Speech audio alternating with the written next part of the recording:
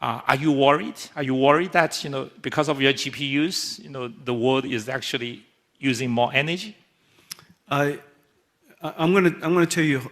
I'm going to work backwards, and the first thing I'm going to work backwards from is I'm going to make the statement that if the world uses more energy to power the AI factories of the world, we are a better world when that happens. Now, let me reason about a couple things for you. One, the goal of AI is not to train the model. The goal of AI is to use the model. The goal, for many of your goals, there's nothing wrong with going to school for the goal of only going to school. There's nothing wrong with that. Learning for the sake of learning, it's a noble thing to do, and it's actually a very wise thing to do.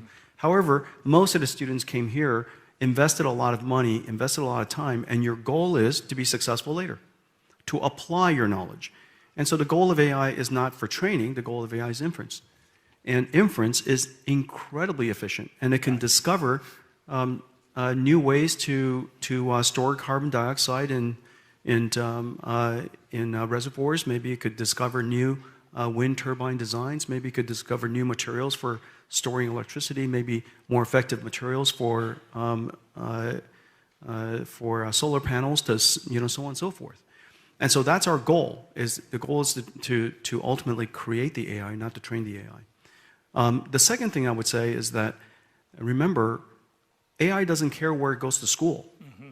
We don't have to put the supercomputers on campus where we're close to the power grid. What we ought to do is start thinking about placing the AI supercomputers off the grid, slightly off the grid, and let it use sustainable energy and not where population is. Remember, all of our power generation plants were created for the appliances we need to be close to our house. Light bulbs close to our house, your dishwashers close to our house, and now because of electric vehicles, the electric vehicles close to our house. But a supercomputer doesn't have to be close to our house. It could learn somewhere else. And then lastly, I hope that what happens is AI is able to be so efficient and so clever about discovering new science that the waste that we have, whether it's the waste of the power grid needs to be a lot smarter. The power grid is over-provisioned for most of the time, is under-provisioned for only some of the time. Most of the time is over-provisioned.